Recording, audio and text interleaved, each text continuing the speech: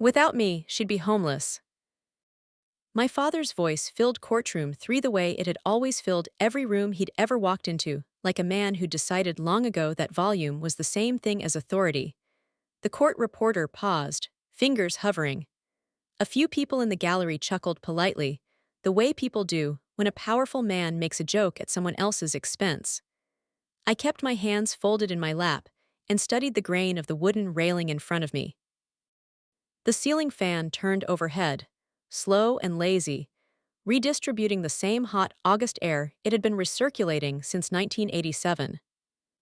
Then Judge Whitmore looked at me, not at Patricia, not at my father, not at the documents spread across the bench. At me.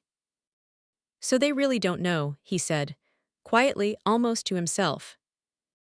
The room went still the way rooms go still, before something irreversible happens.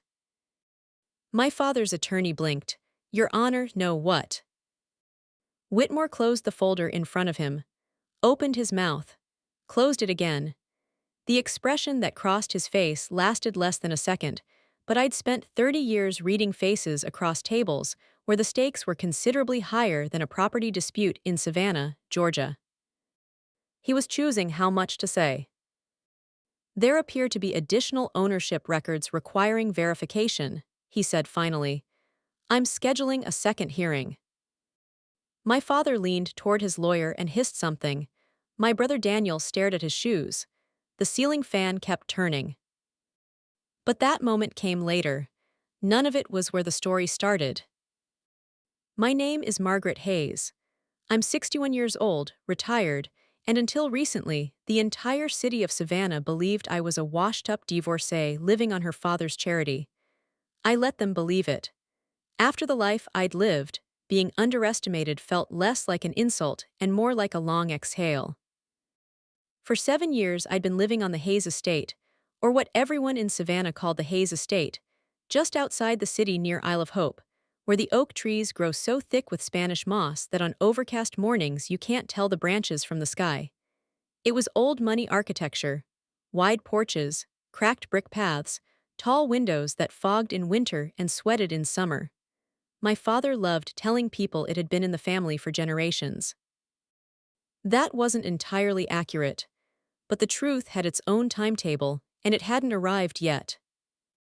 Most mornings I was up before sunrise, black coffee in hand, sitting on the back porch while the river breeze came through and the cicadas made their noise in the trees. I'd learned to love quiet the way you love anything you were once starved of completely, without reservation. 3 days a week I volunteered at the VA clinic downtown, where the older veterans called me Maggie and nobody asked questions about my past. That generation understood that some people carry their histories inside instead of on their sleeves. My father, Walter Hayes, was not that kind of person. At 82, he still walked into a room like he was appraising real estate. He'd built a successful construction company during Savannah's boom years in the 70s and 80s, and that success had calcified inside him into something that looked like confidence from a distance and revealed itself as something harder up close. After my mother died 12 years ago, the last soft thing in him went with her. He had 2 children. Daniel, 58, perpetually overextended, consistently forgiven, and me, Margaret, pronounced with disappointment attached like a weather system that followed the word around. She never recovered after the divorce, he'd whisper to neighbors at church. Or, "We look after family." He said it in a tone that implied virtue, as though shelter was something I'd begged for rather than something I owned. He didn't know, that was the thing. After 30 years, he genuinely didn't know. The Sunday dinner that unraveled everything happened in late August, when Savannah's heat sits on you like a second skin. Daniel arrived wearing loafers without socks and talking into his phone about a condo development that almost certainly existed only in the renderings he'd been showing investors. His wife, Crystal, set a store-bought peach pie on the counter and arranged her face into the expression of someone who had been enduring things graciously for years. I had made pot roast. Nobody mentioned it. We were midway through dinner when my father dabbed his mouth with a linen napkin and said, with the casualness of a man announcing the weather, that he'd decided to sell the property. The word property landed like a stone in still water. Daniel froze. Crystal suddenly became very interested in her sweet tea. My father looked directly at me with the expression he'd worn my entire childhood, the one that said, "Let's see what you do with this." "You'll need to make arrangements," he said. "Obviously." I set my fork down, not quickly. "You can't sell." "Sell it." His eyebrows rose, slowly the way a drawbridge rises. "Excuse me." "The estate, you can't sell it." I began stacking plates without looking at him. "You should speak to a lawyer before you try." What followed was the specific silence that precedes eruptions. Daniel said my name in a warning tone. My father said several things I won't reproduce here. By the time I was washing dishes, the decision had been made not by me, and not by him, but by the space between us that had been accumulating pressure for decades. 10 days later, a process server handed me eviction papers at the front door. Daniel called that evening.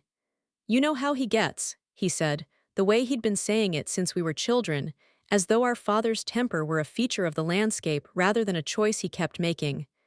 "Just apologize, this all goes away." "Apologize for what?" I asked. A long pause. "You always have to make things difficult, Maggie."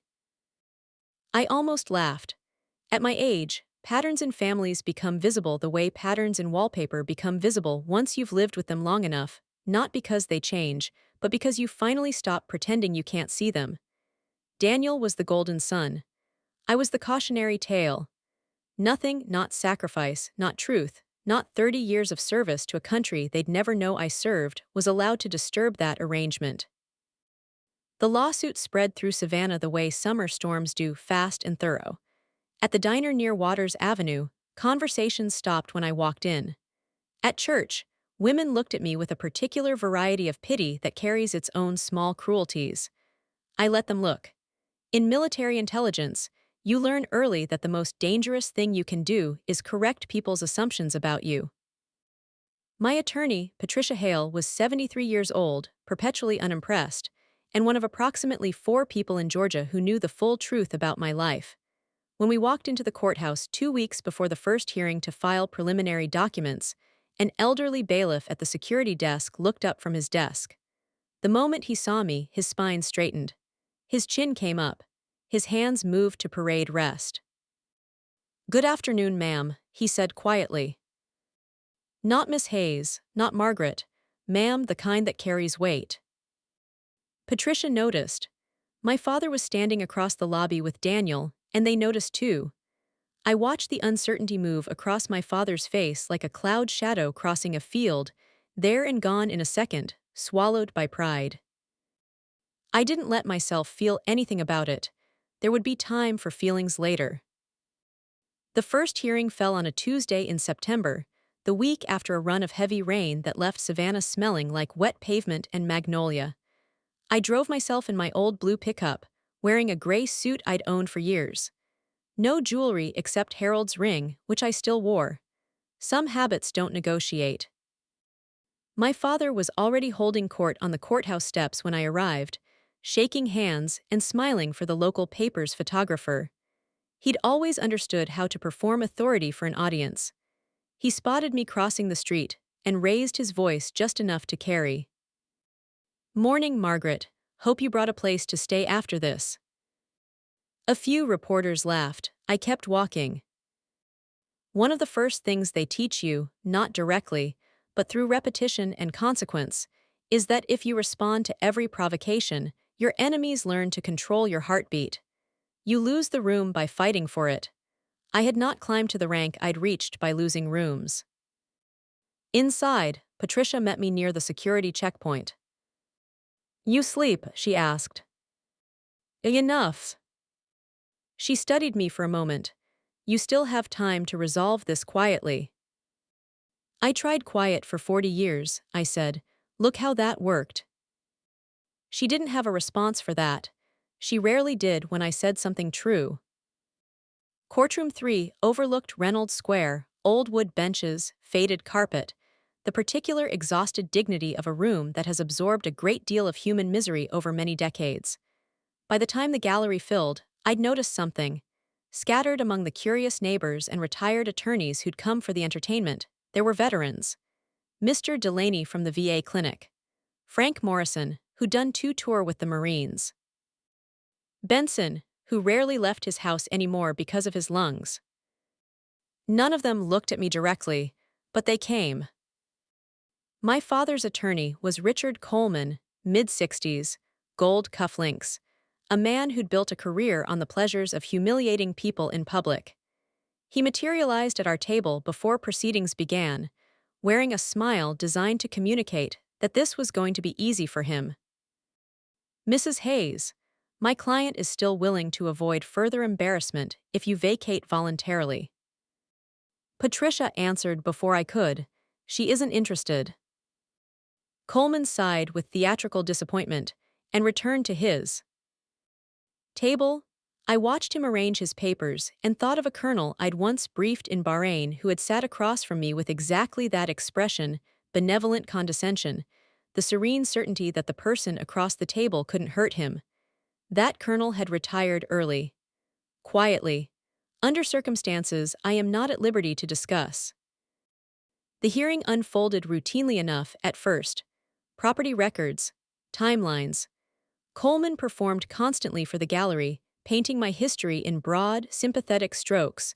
The devoted father, the struggling daughter, the generosity of a man who'd asked nothing in return. My client generously allowed his emotionally struggling daughter to remain in the residence following her divorce, he announced, despite her inability to financially support herself independently. I stared at the railing in front of me and breathed. I had sat across from men in rooms with no windows who had threatened not just my career but my life. I was not going to let Richard Coleman and his cufflinks get under my skin. But I won't pretend it didn't hurt. There is a particular pain in having your value calculated aloud by someone who has never bothered to measure it honestly. During recess, I stepped into the hallway near a window overlooking the square. A young deputy approached. "Excuse me, ma'am." He looked uncertain in the way that young men look uncertain when they're trying to be respectful and aren't sure they're doing it right. "Judge Whitmore asked me to check if you needed anything." I looked at him carefully, posture bearing the particular stillness, former military. "I'm fine," I said. "Yes, ma'am." He held for a moment, then nodded and left. Across the hallway, Daniel was watching. I could see him trying to figure out what he'd missed. Lunch was tomato soup for Patricia and black coffee for me, 2 blocks from the courthouse, away from the reporters. "Are you nervous about what happens after?" Patricia asked. She wasn't talking about the verdict. I looked out the window at the pedestrians moving through the wet afternoon. "My father built his whole identity around being the strong one," I said finally. "He won't survive this gracefully. He made his choices." Yes, I turned the coffee cup in my hands. But when you spend your life protecting people, even the ones who have never deserved it, it becomes difficult to stop. You do it the same way you do anything else you were trained to do, without thinking, out of reflex. Patricia stirred her soup and said nothing. She understood that there are kinds of loyalty that outlast their reasons. That afternoon, Daniel testified. Watching my younger brother lie under oath felt less like betrayal and more like recognition. This was who he'd always been when something frightened him. "She's always been dependent on Dad," he said carefully. "Emotionally and financially, she's never really been able to stand on her own." Somewhere behind my left eye, a memory presented itself with the specific clarity that certain memories have. A casino parking lot in Biloxi, 3 in the morning, Daniel's voice wrecked and terrified on the other end of a satellite phone, the kind of call that doesn't happen to people who are standing on their own. I had wired him $40,000 before sunrise. No lecture, no conditions, no trail of documentation he'd someday have to explain. He had not told our father about the wire transfer. He had told himself, I imagine, that it had come from an anonymous investor. People tell themselves many things at 3 in the morning in casino parking lots. When Daniel stepped down, he did not look at me. Cowardice so often wears the expression of a clear conscience. Near the end of the first hearing, as Judge Whitmore reviewed preliminary documents, the courtroom had settled into the specific restlessness of a room that believes it has already seen everything worth seeing. Then Whitmore stopped. He was reading something. He adjusted his glasses and read it again. Then he looked at me, not with suspicion, not with curiosity, but with the careful neutrality of someone who has just understood something significant and is deciding what to do with that understanding. My father saw it, his jaw tightened. There appear to be additional ownership records requiring verification, Whitmore said. I'm scheduling a second hearing. Coleman was on his feet immediately. Your Honor, this is a straightforward eviction proceeding. No, Whitmore said quietly. He looked at me one more time. It may not be. That sentence followed us out of the courthouse and all the way home. By the time the second hearing arrived, Savannah had turned the whole thing into entertainment. The local paper ran updates. People speculated at grocery checkouts. At the VA clinic, the older veterans watched me with a kind of knowing that I tried not to think about too carefully. The morning of the second hearing, rain came down hard before sunrise. I stood on the back porch with my coffee and watched water collect in the brick paths, and I thought about the house, how it had stood through hurricanes, through floods, through 3 generations of Hayes family pride and Hayes family silence. How it had never, not once, actually belonged to the person who claimed it most loudly. Patricia arrived at 8:30, ready. No. Good, she unlocked the car. Means you're still paying attention. Courtroom 3 was crowded before the doors opened. 2 news vans outside. Veterans in the gallery again, more of them this time. Local attorneys who'd cleared their mornings, professionally curious about whatever Whitmore had seen in those documents. My father arrived with Daniel and worked the hallway like a fundraiser. He smiled at cameras. He shook hands. Across the street, watching him, I felt the complex weight of having spent your entire adult life protecting someone who has never once suspected you were doing it. He spotted me and smiled coldly. That smile lasted, as I said, approximately 43 minutes. Coleman opened aggressively, trying to reestablish the narrative before the walls came down. Property records, maintenance receipts, the decades-long pattern of paternal generosity, he was good at it. He was supposed to be good at it. That was what cufflinks cost. Patricia let him finish. Then she slid a single folder across the table. The assumption that Mr. Hayes owns this property, she said, in the tone of someone pointing out a factual error, appears to be incorrect. The room shifted the way rooms do when something changes, without anyone announcing it. The estate known as Hayes Manor was purchased in 1998, Patricia continued, under a private defense trust registered in Virginia. The trust's sole financial contributor and controlling beneficiary is Margaret Hayes. What followed was a silence I have never experienced in any other context. Not in briefing rooms, not in the field, not even in the hospital corridor where I waited to hear about Harold. It was the silence of a story collapsing, the physical sensation of a version of reality giving way to another. My father said, "What?" Coleman recovered fastest. "This is a clerical error." "It is not," Patricia said. She handed the documents to the bailiff. Judge Whitmore reviewed them. And then, that moment I told you about, the old bailiff looked down at the paperwork, saw my name and straightened. Shoulders back, chin level, hands still. A posture that means only one thing to the people who recognize it. Across the gallery, Frank Morrison lowered his eyes quietly. Veterans understand certain things without being told. For 31 years, Patricia said, my client served in United States Naval Intelligence. Coleman was already talking over her, And then the next sentence stopped him entirely. Margaret Hayes retired with the rank of Rear Admiral. I keep the silence that followed in a particular place in my memory. Not because it was triumphant, triumph was never what I wanted, but because it was the first moment in as long as I could remember when the room knew the true shape of things. My father laughed once, a broken, disbelieving sound. That's ridiculous. Nobody answered him. Patricia continued. Financial records, trust statements, wire transfers reaching back decades. Every line led back to me.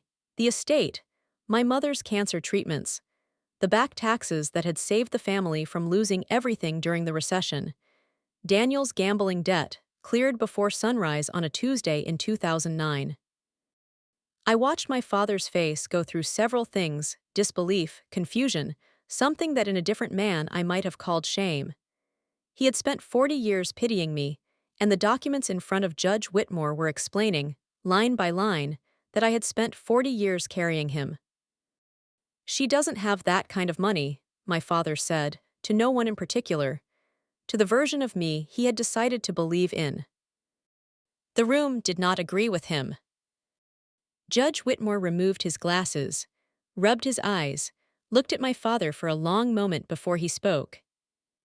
Mr. Hayes, he said, with the patience of a man who has seen many things and is tired of seeing this particular one, I would strongly advise against continuing this action. My father barely heard him. He was looking at me, the way you look at someone when the face you thought you knew has turned out to be a door, and the door has been standing open the whole time, and you are only now seeing the room inside. Nobody spoke to Walter Hayes in the courthouse hallway afterward. That was the thing I noticed first. The way the crowd parted around him, not out of respect, but out of the specific discomfort that attaches to a man who has just been wrong in public about something he should have known. Daniel kept murmuring into his ear, trying to move him toward the exit. Reporters were shouting my name, Admiral Hayes. Is it true you led naval intelligence operations in the Gulf? Did you receive the Distinguished Service Medal? And the flashes were going off, and my father was standing completely still in the middle of it, trying to reassemble something that no longer had its original shape. He walked toward me, finally. Slowly. Something in his movement had changed, the architecture of his confidence had shifted. How long? He asked. How long what? How long were you? He stopped, started again. How long were you planning to humiliate me like this? And there it was. Even now, standing in a hallway full of people who had just watched the truth come out, he was the victim. The story had new facts but the same structure. Walter Hayes, wronged. Margaret Hayes, the instrument of his suffering. I wasn't planning anything, I said. You filed the lawsuit. You let me think. He stopped again. His jaw worked. All these years, you let people think I was taking care of you. Yes. Why? I opened my mouth.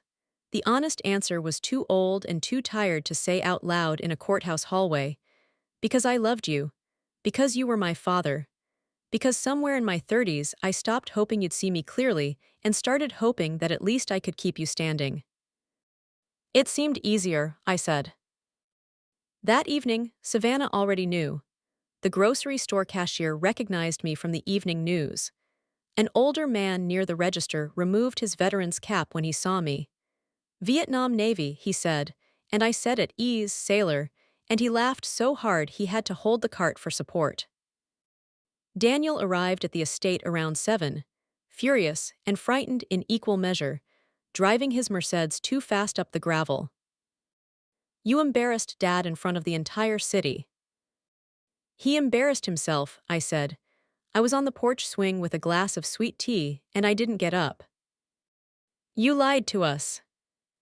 I stayed quiet. There's a difference. He paced the porch the way he'd paced every room of every crisis in his adult life, burning energy that should have gone elsewhere. You made him look weak. And that sentence, more than anything else said that day, explained everything. Not cruel, not unfair, weak.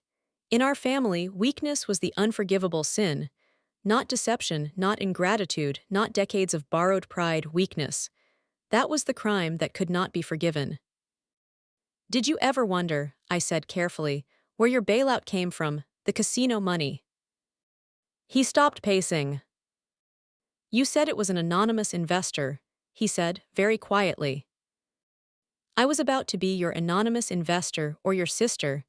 I couldn't be both. Daniel sat down heavily in the porch chair and didn't say anything for a long time. The cicadas were loud in the dark. The oak trees moved slowly in the heat. Why didn't you just tell us? He finally asked. I looked out at the yard. Because once people know what you are, I said, they stop seeing who you are. I paused. After a while, I didn't want to be Rear Admiral Hayes anymore. I just wanted to be somebody's daughter. The night was quiet after that. The cicadas kept going. It was the most honest conversation Daniel and I had ever had. The newspapers had a week with it. Old photographs surfaced, me in uniform at ceremonies I barely remembered, me standing beside carriers, me receiving medals from admirals whose names the journalists spelled incorrectly. The town lost its composure entirely. Strangers thanked me in grocery aisles. Men who'd ignored me at community meetings shook my hand with both of theirs. Respect that arrives through revelation always has a hollow sound to it. At the VA clinic, the older veterans were careful around me in a way I didn't love. Frank Morrison cornered me by the coffee machine on a Thursday, which was his way of saying something important obliquely. You should have told people, he muttered. And listened to everyone salute me for 20 years. Better than letting your old man treat you like dirt. I looked away. Frank leaned against the counter. Men like your father, he said, don't know what to do with daughters who grow past them. He let that sit. It scares them, so they make themselves bigger instead. I didn't have a good answer for that, because he was right. My father stopped going to church, stopped meeting his friends downtown for coffee, stopped doing the social performances that had structured his life for decades.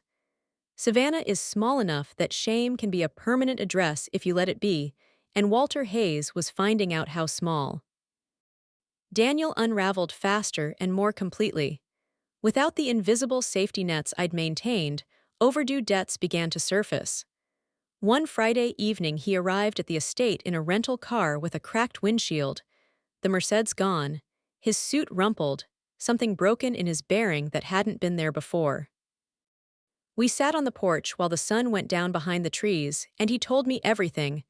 The gambling, the loans he'd hidden from Crystal, the second demortgage, the business deals that existed mostly on paper.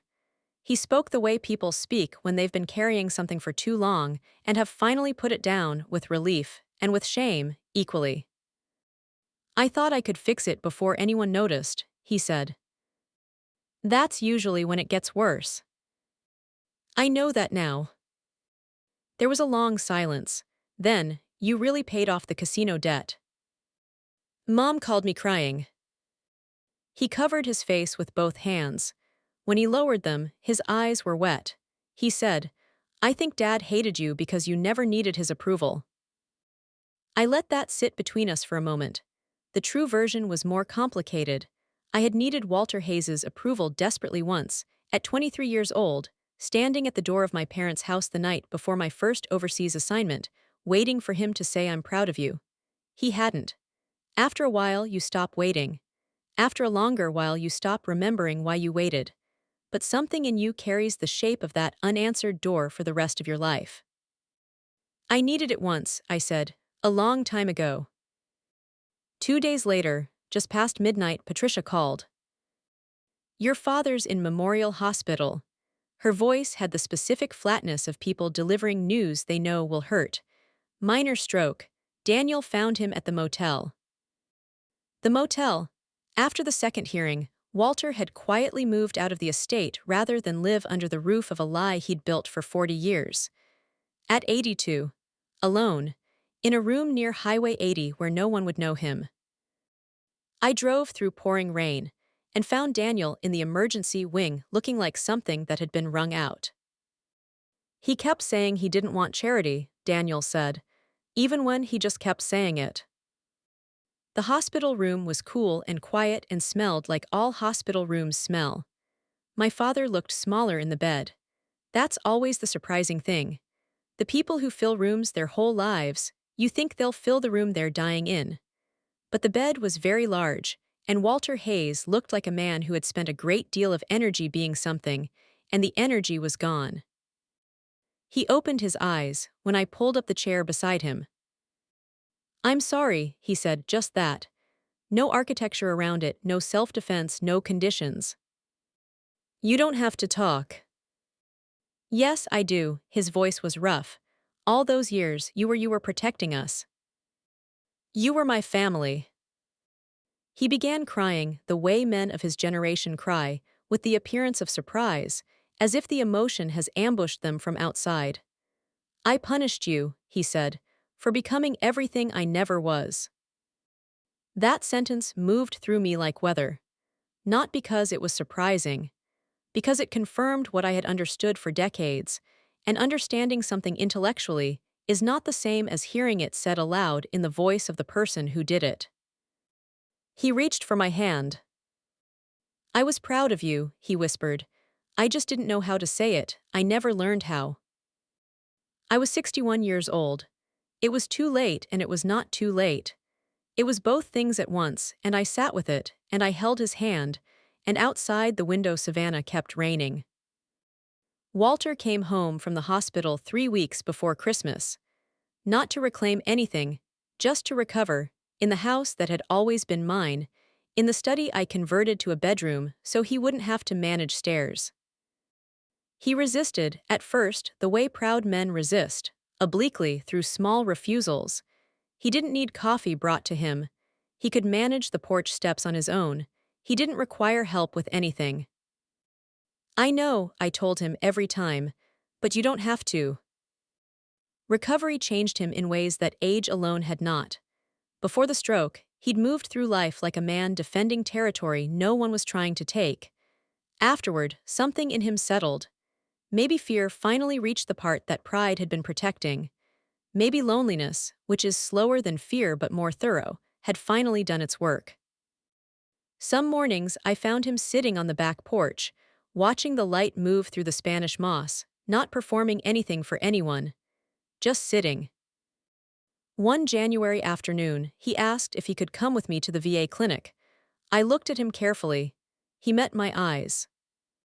"I owe some people an apology," he said. I didn't ask who, I just drove.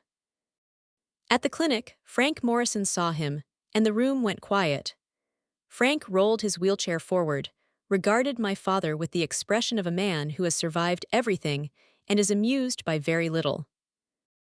"Well," Frank said, loudly enough for everyone, "look who finally decided to join civilized society." My father laughed, a real laugh, not performance, not deflection, human and surprised and slightly undone. He sat down and he listened. He listened to veterans describe what it costs to come home. He listened to widows talk about silence. He listened to men his age say, with the hard-won honesty of the very old, that tea. Hayes spent entire lifetimes confusing silence with strength. Walter Hayes, for possibly the first time, stopped talking long enough to understand something. Daniel rebuilt slowly and with more integrity than I'd expected. He sold the house, took an ordinary job, started attending meetings twice a week. One evening in early spring, we were repairing a fence at the back of the property, working in the good exhausted way of people doing something useful with their hands. "I used to think success meant people being envious of you," he said, driving a nail into a post. "What do you think now?" He was quiet for a moment. "That piece is probably worth more." I passed him another nail and said nothing. Some things don't need commentary. By spring, I had begun the process of converting the estate into something that made sense for a house of its size. With Patricia's help, I established a nonprofit, the Hayes Veterans Retreat, offering temporary housing and support to older veterans, widows, and seniors facing financial hardship. Not luxury, dignity. Warm rooms, consistent meals, the safety of knowing where you'll wake up. The first residents arrived in March. An Army widow whose son had lost her retirement savings to a bad investment scheme, a retired mechanic living out of his truck after medical bills took everything, an elderly Navy nurse with early Parkinson's and nowhere else to go. Within a week, the estate sounded different. It sounded inhabited. It had never, in all the years I'd owned it, felt like as much of a home as it did then. My father threw himself into the work. He repaired furniture. He organized supply donations. He taught volunteers carpentry in the afternoons with the gruff seriousness of a man who has finally found a use for himself. One day I passed the garden, my mother's garden, which she'd planted 30 years ago and which I'd maintained in her absence, and found him showing a retired Marine how to set tomato stakes. They were arguing the entire time about the proper depth. It was the happiest I'd seen him in years. The opening ceremony was on Veterans Day. Folding chairs under the oak trees, coffee and homemade pies, neighbors and veterans, and a handful of reporters who came this time without the hunger for scandal they'd brought to the courthouse. Judge Whitmore attended without announcing himself. Patricia came in her usual expression of permanent mild irritation, which was her version of affection. Toward the end, Daniel tapped his glass. "I think Dad wants to say something." My father looked immediately, reflexively annoyed. "I told you not to do that." Some people laughed. Walter stood up anyway, moving carefully with the cane he'd recently accepted as a necessary compromise, and the crowd settled. He looked at me for a moment before he spoke. I looked back. "My daughter spent most of her life protecting people," he said. His voice was steady, "including people who didn't deserve it." He stopped, cleared his throat. "For years I introduced Margaret as someone who needed help. I said it in a way that made me look generous." He paused again. "The truth is that she's the strongest person I've ever known." The trees were still. Even the breeze had stopped, or seemed to. "And I wasted too many years," he said, more quietly, being too proud to admit it. I crossed the grass and put my arms around him before he could say anything else. He held on. Tightly, and for longer than he might have allowed himself before, the way men hold on when they've finally stopped pretending they don't need to. Later, after everyone had gone home, and the folding chairs were stacked, and the last of the coffee had been poured out, I sat alone on the back porch. The Spanish moss moved slowly in the dark. The house behind me was full of light, and the low sound of people settling in for the night. I thought about what I had wanted from that courthouse, and what I'd gotten, and whether they were the same thing. What I'd wanted, I think, was for my father to understand. What I'd gotten was something less clean and more real. A man at 82 years old, doing the hardest work of his life, trying to learn what he should have known at 50. A brother who'd started from scratch. A house that finally served a purpose. I hadn't wanted revenge. I'd never wanted revenge. What I'd always wanted, since I was 23 years old standing at a doorway waiting for a word that didn't come, was to be seen. Not the rank, not the record, not the service medals in a box at the back of my closet. Just Margaret, just Maggie, just someone's daughter seen clearly at last. I sat on the porch a long time. The cicadas were loud. The river moved somewhere in the dark. The oak trees, old and patient and indifferent to all of it, kept their slow watch over everything. It wasn't the ending I would have written when I was younger. But it was honest, and it was mine, and after 61 years I have learned to hold those two things together, as if they were the same.